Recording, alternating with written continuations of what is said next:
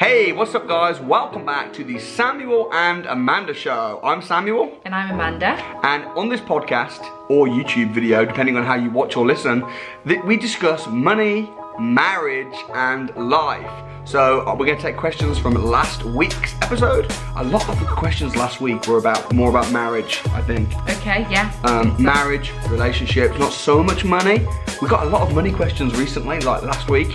But drop a comment below if you're watching on YouTube. That would be fantastic. And while you're doing that, Amanda, how has your week been? The week has been amazing. It's been so sunny. Literally, we've lived outside. We've got some bifold doors in the playroom, and I've just had them open all week for the kids, and they've just been going in and out of the house, playing with mud, making mud coffees, Ruby has, and having barbecues and just living up in the hot tub. So it's felt like a holiday. I think the weather's been really good. Yeah. In fact, you know what, the hot tub was the best. When we bought it, we said this is either going to be the best investment or the worst investment we ever got, and I think it's slowly becoming the best. Yeah.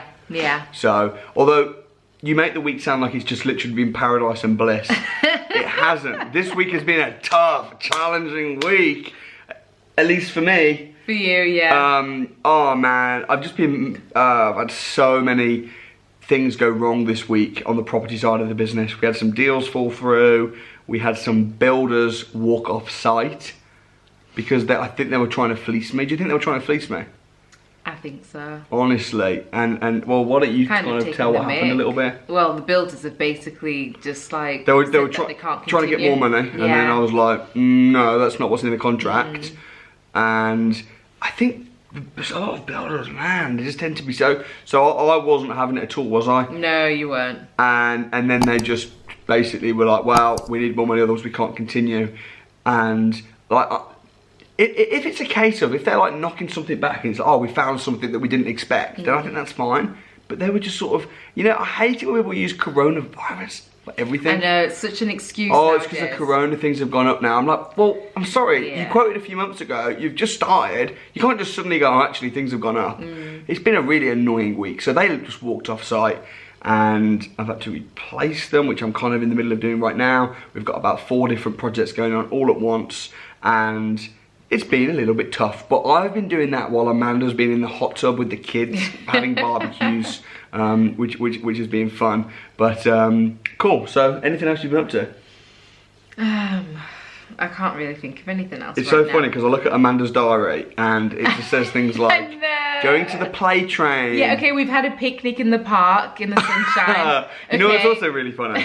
Amanda has just got today or yesterday her dream car. Oh my goodness, guys. My car that I ordered, my new electric car. Which you're going to find out what car it is soon. Yeah, you'll find out soon. It's annoying because there's a delay. It's my Land Rover Discovery, Discovery Sport, was taken away today and I got delivered. It's like a proper mum car. We should definitely do. It's a proper mum car. You should do a vlog on your channel about that car. Oh my goodness. It's a big grey mum car. And it's so hilarious. Uncool. And I've just got it for the foreseeable future because we don't know when my new car's going to be delivered. When we have guests now, I make Amanda just park, you know, just a little bit away so people don't come and see the car. To be fair, what car is it? It's a BMW, isn't it? Yeah, it's a BMW. It's not bad. It's a 2 Series, but it's called a Grand Tourer or something like that. I'd never even actually seen it on the road before. But now, funnily, since I've had it, I keep seeing it everywhere and I'm like, oh. That's how it works. It's the law of attraction. Yeah. All right, Lawrence Carlos says, you two look a very lovely couple. Amanda has a permanent, pleasant smile. Oh. There is a woman, a wife, a mother in her. I like the way she carries herself. She's beautiful on the face and also in the brain. Oi, that's my woman. That's my woman, man. It's very true. You know what? I'll tell you something funny about last week. Last week, the episode that we did was about how some of the nasty things people have said about Mandy having miscarriages and horrible stuff. So for the thumbnail, that's like the picture that we use for the cover of the YouTube video. I thought, well, let me just skip through the video and I'll pause it on a point where our faces are quite serious or sad. And then I'll screenshot it and then I'll put some text over it and I'll use that as the cover photo of the YouTube video. So I'm going through and regularly my face looks angry or sad or still or serious. I'm going through the video. Amanda just had a permanent, all over the video, like, I'm like, how are you just smiling like throughout the entire 20-minute video? And then for a split second she went, and that's when I got the shot. That's when I got the shot. That's so you're right. Funny. You're right. All right, Thank next. you very much. Thanks, Lawrence. Andrea Harbour. I love Andrea. Hey, Andrea. I love Andrea. Hey, Andrea. If you're watching. Andrea says, hey, you two. Loving your new show. Question for Samuel. What is your cooking skills like? And have you ever cooked a special meal for Amanda? Good question, Andrea. Go on, you answer. It's a question for you and then I'll add to what you say. Well, I think it's better for you to answer that question because it's impossible for me to say how good my own cooking is. Oh, okay. Well, first of all, Samuel doesn't cook, but you have actually made me once egg on toast. So Samuel's just made me breakfast. I think this is the first time you've ever cooked for me, isn't it? Yeah. Ever. I was just teasing him. Well, I thought that you wouldn't be able to make it, and there's this one time. I thought there was some time I cooked a fancy meal. No, he's never cooked. Did I cook once for you? Then no. But the one time he did cook for me. Yeah. It was when I was still working, and he said, "Babe, I've got you a nice dinner when you get home. I'm gonna have it plated for you. It's gonna be, you're gonna love it when you get home." I was like, "Ooh, Samuel's prepared something awesome, right?"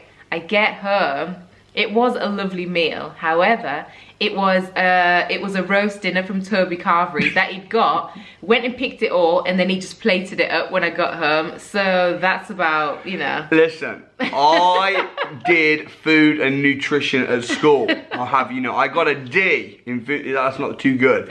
I got a D in food and nutrition. So do I know how to cook? Not really. Nah. I wonder, what would you actually eat if... Well, before we got married, I had someone just cook my meals. Yeah, I know. I had someone around. But if you had to do it yourself, I think egg on toast is probably a safe bet that you can do. But I had a cleaner, I had a cook, yeah. I had people, before we got married. Yeah. You know, I would never do that kind of stuff just because I'm not very good at it. And I'd rather spend my time on the business.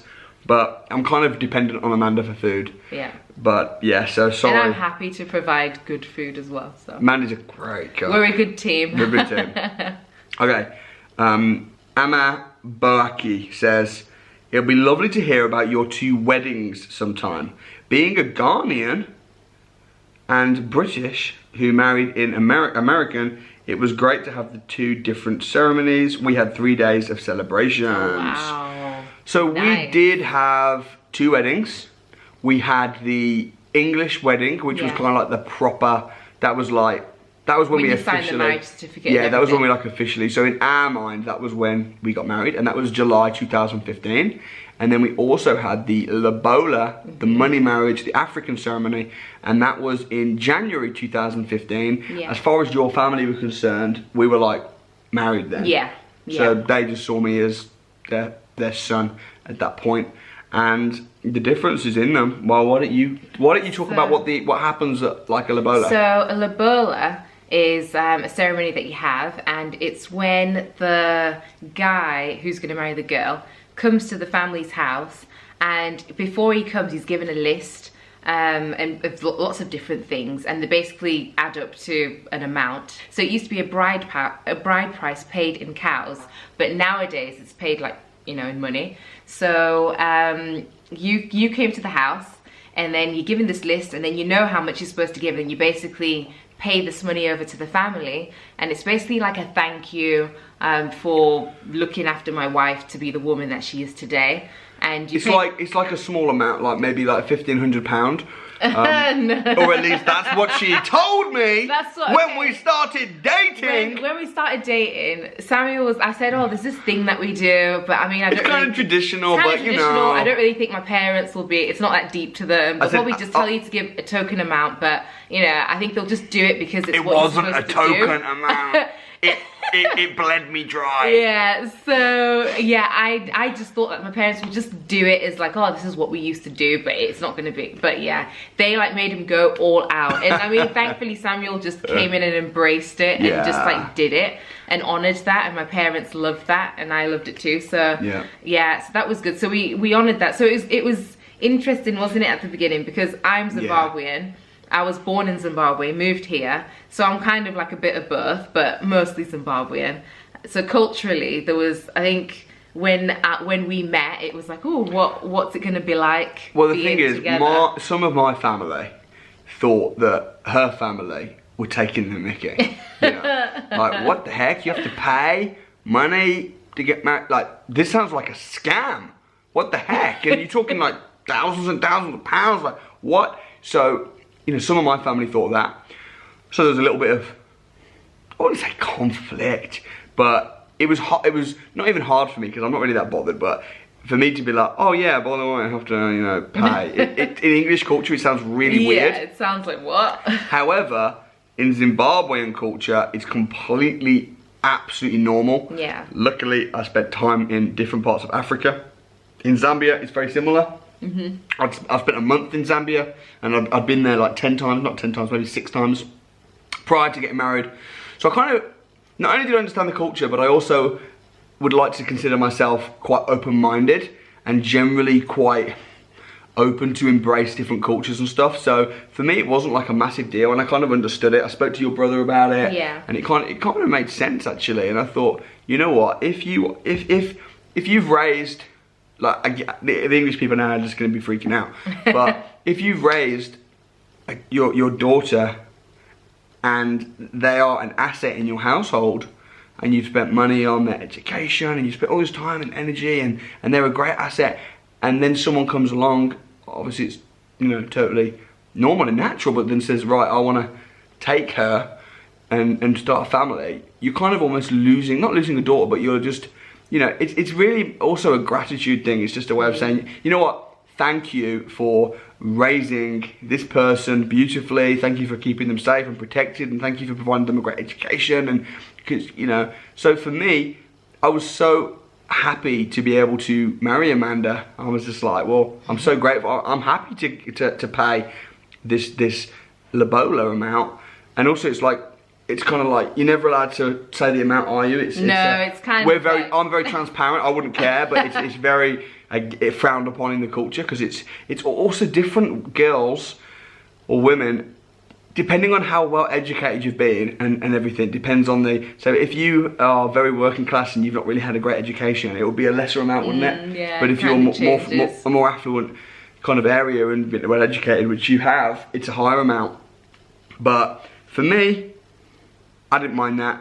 But then your family had their own issues with me. Yeah, my dad was like... What? Bro, what are you talking about, man? When he heard I was going out with a white guy, English, he was just like... Yeah.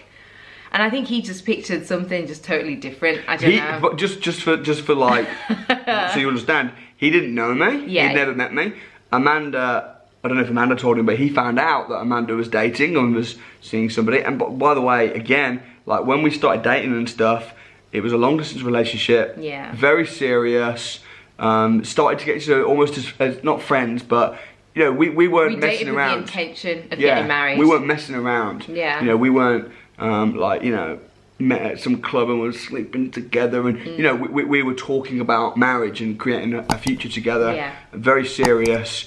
And when your dad found out, he was living in Zimbabwe. Yeah. Because your family moved across, but your dad hadn't, you know, he wasn't in the country, he was working in Zimbabwe, and he wasn't having it. Yeah, he was just like, And I think for him, it was just, he was probably just thinking like the cultural differences, like, oh my goodness, like, we have to do this, we have to do this. Like, this person will, you know, might not go by what the culture, you know, the different traditions and things that we have. Yeah. So I think it was just I think as well, it might be slightly stereotypical, but I think from your dad's perspective, he might have been thinking like, because you're from quite a strict Christian background, as it happens, I'm as well. You know, my mom, you know, is a committed Christian. I am as well, and I think that your dad was kind of thinking, oh, some English white person, they're probably just going to be wanting to sleep with you.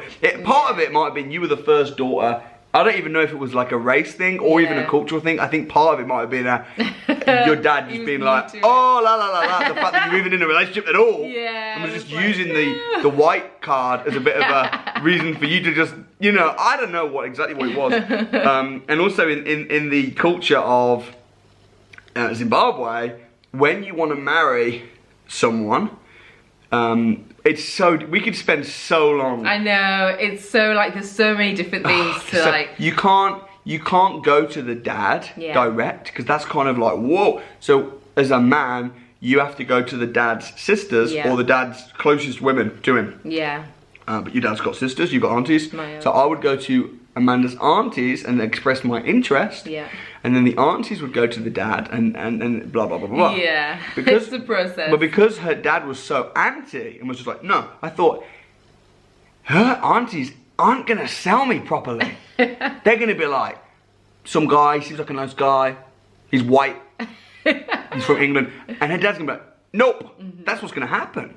So I thought, you know, so we spoke about it, and Amanda was like, really, you're upset? Yeah, I was just like, oh my god. Because he was kind of like saying, look, you didn't realise how amazing Samuel was, because at the time he hadn't met him. Didn't know me at all. Yeah. Did not follow me on social media. Didn't know anything. I don't even think he knew my name. He just knew Amanda was dating somebody who was a white English man, and he was not having it, right? So I thought, I want to play my cards right now. I want to meet him, you know, and I wrote a letter, didn't I? Yeah. To your dad, addressed it, dear Mr. Machekanyanga, and wrote a really concise, articulate letter about my intentions. And I didn't say, you know, oh, I want to marry her, or I want to get together, you know. I respectfully asked that he would give me an opportunity to meet with him. I said, I know you're coming to England. I wrote a big long letter and I said, I know you're going to be in England at Christmas, and I would be very honoured and humbled if I could have the opportunity to meet with you over the Christmas period, just for one, you know, one afternoon, and then you can hear me out and meet me in person. Because I thought if he meets me in person, it will change the game. But fortunately, the letter was enough. Yeah. And as soon as he got the letter, he rang me up, and his heart had completely changed, and he very quickly gave me his blessing to marry Amanda, and the rest is history. I struck while the iron was hot. We got married like a few months. Well, we got married when I met your dad. Within a month, we'd had the African wedding. Yeah. Bang. That's why I didn't mind about the lobola. He's like, an action taker, he is. Yeah, I was just like, I'm good. I'm good. All right, cool. Let's see what else we've got. What other questions we got? Okay, so Emmanuel says, what is the best gift you've received from each other for your birthdays or wedding anniversaries? Oh, okay. I would say, and I'm such a cry, I get so emotional, but one of the best gifts that you gave me. She's coughing, choking up just thinking about it. She's done. Was that it was a little gift box, and it was when for every day of the year you'd written something that you admired about me, or something, you know, like a nice thing about me that you loved about me. And it was just so sweet. It like, oh, it was just like, literally, so like, I'd have it out, and then I could just pick out a card and then just read, and then it'll just like remind me of the reason why Samuel loves me. So it's really, really sweet and yeah, thoughtful. It was just, when we got married, every day I secretly wrote something down that I loved about Amanda, or just something sweet that she'd done that day, or whatever. I did that for a year, and then I put them all together, and I made this little jewelry box thing, and put them in little homemade drawers. And it's interesting because that was the best gift that I gave you, but that was actually a gift for me, you know, just doing it. So, okay. Patricia Kilty, what's happening? You amazing. She says, how did Samuel propose to you, Amanda?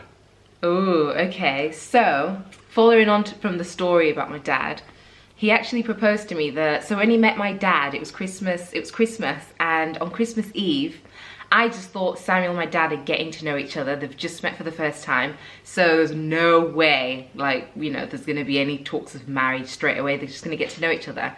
Little did I know, Samuel and my dad had been speaking, and Samuel had asked for my dad's blessing to, you know, propose to me. So on Christmas Eve that night, he put on the TV, he's like, oh, I've got, you know, a little video that I wanna show. So it was my family and Samuel, and he played this video. And it was just like a little montage of, you know, memories that we'd made since we'd been together. And I was kind of thinking like, oh, that's so sweet. But I was thinking like, oh, I wonder what my dad's thinking, because, you know, he's just like kind of getting to know Samuel. So I was a little bit like, oh, on edge. And I was thinking, where is this going? And then he was like, oh, you know, I know it's Christmas tomorrow, but I've got a gift that I want to give you today. Can you open it? And I was just like, okay. And it was a big box. I opened the box, and inside the box was another box, another box, another box, and it was getting smaller and smaller and smaller until it got to like a little box. And even then I was still kind of thinking like, And then he took the little box off me, got down on one knee, and then all my family had their phones out like, oh my goodness, like cheering him on. I'm there bawling my eyes out because I'm just like so emotional, but over the moon as well. And he proposed then Christmas Eve 2014. No, 2014. And oh my goodness, it was just like the sweetest, and it was so unexpected as well. And yeah, I was just so glad, because obviously you'd been speaking to Dad, so oh, it was just like amazing. It was the best night ever. So that's how he proposed. It was just like the sweetest thing ever. And by that point, me and Dad were best buddies. Yeah, they were buddies. And to be honest, ever since, me and your dad have been really close, haven't we? Oh yeah. So, you know, now since he's got to know you, and like he's loved you. And now, you know, I consider myself fully Zimbabwean. And, you know, I mean, your family, your mum's around at the moment. You know, your mum and dad are amazing, and they're really happy together as well, and they love the grandkids, and it's really beautiful. And I'm just really glad how it panned out. That was an answer to prayer. Yeah, it was. That was an answer to prayer. Yeah. Okay, cool. Next, Lennon. Do you frequently argue?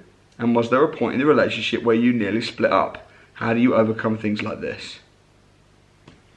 No, we don't. We don't frequently argue, and we've never really argued, or even got to the point where we want to split. Like we've never been down that road, thankfully. Thank God. No, we never have. I mean, we don't really argue at all, do we? No. We just kind of debate live in harmony. Yeah, we sometimes have a discussion, or like something that we don't agree on, for example. Oh, be careful. Go on. That could be like something that we could argue about is vaccines. I knew you were going to say it. Oh, the reason I said be careful is because it's a very controversial topic. I'm sorry. I didn't realise. And you told me that's the only thing that to keep things not political. Oh, I know. That's the only thing that I would say that we don't 100% agree on, but even then we don't argue about it. It's just, you know. No, because if you're on the same team as someone, it's like me and my brother, my business partner Russell, we sometimes debate things, but it's like, what's going to be the best for the company? If we're having a debate, it's like, if we're debating something, it's, right, what's going to be best for our family? It's not what's going to be best for me, what's going to be best for you, what do I want? Yeah. What do you want? It's what's going to be best. You know, so if we're talking about, you know, vaccines, it's what's going to be best. You know, and I might say, you know, I mean, Amanda's very anti-vaccines. I personally think that. Oh, what did you say? I said Amanda's very anti-vaccines. Oh no, I'm not anti. No. She was just there nodding. I was like, and then it's easy to win an argument anyway. Somebody just nods. No, I'm not anti. I'm pro-vaccines, but I think that there's a time and a place. So, yeah. I mean, we probably shouldn't even get into it because that's another conversation in itself. Moving on. All right, cool. Joe Williams. Hi Samuel, I've always wanted to date African woman, but I've never had the opportunity and courage. What's been your experience so far? And if you were to, God forbid, separate, would you ever be able to date, for example, an English woman, since you're used to different culture? This is a random question. You're a great couple. Amanda looks beautiful and amazing. Listen, Thank you. I just love Amanda for Amanda, you know. So, like, I don't see Amanda as an African woman. I see Amanda as Amanda. So it's kind of a hard question really to answer. So I don't really know what to say apart from that. I don't know what you have to say. Yeah, I don't know. Like, say if we broke up, God forbid, I wouldn't think, oh, I'm kind of off white men because of, you know what I mean? Like, yeah, again, it's just put her off for life. Yeah, no, I don't think so. I don't think so. Yeah, I can't imagine myself with anybody else anyway. So it's a hard question to answer. But I guess before I was with Amanda, I guess that's easy to talk about. I was in a relationship with an Indian lady. We dated for, I don't know how long exactly, I think maybe 6-12 months. Wonderful, beautiful lady. Only good things to say about her. I've dated a white English lady as well. That was a little bit of a nightmare, but that's another story. And that's it really. I think I've only really had like maybe 2 or 3 relationships ever, and one of them was when I was very young. I was like 12 when I was at school, so 3 in total, including when I was a kid. So prior to meeting Amanda, I didn't mind, and then I met Amanda. I just thought Amanda was amazing.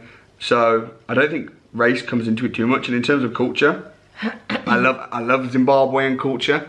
I think Zimbabwean culture is awesome, but I didn't like meet Amanda or want to get with Amanda because I love Zimbabwean culture, you know. So yeah, I think that's about it. What do you think? I don't really have anything else to add. Anyway, I appreciate your question. Tom says, how do you combine business and romance? Interesting question, because when I was leaving my corporate job and I said I'm leaving because I'm gonna do my own thing and work with my husband, lots of people were like, oh my goodness, I could never work with my partner. Oh, how can you do that? Oh, give it some time. Oh goodness, like things like that. But stupid, man. And what did you say? I know it's stupid. I know, it's so silly. Like, what did it say? How do you combine business and romance? I don't know. I mean, I think if you get on just generally, then I don't really see it being an issue. Like, you're a team in your marriage or in your relationship, and you're a team in business as well. Like, you want the same thing, you've got the same goals. So yeah, and in terms of like romance, I mean, if we're out doing viewings or whatever, we're working, but then it might just be a look, or maybe in between you'll just go out for a coffee and have a little life is just, I don't really see it as super separate. I won't be like, now I'm in work mode, so don't flirt with me, or don't, yeah. You know, it's just, I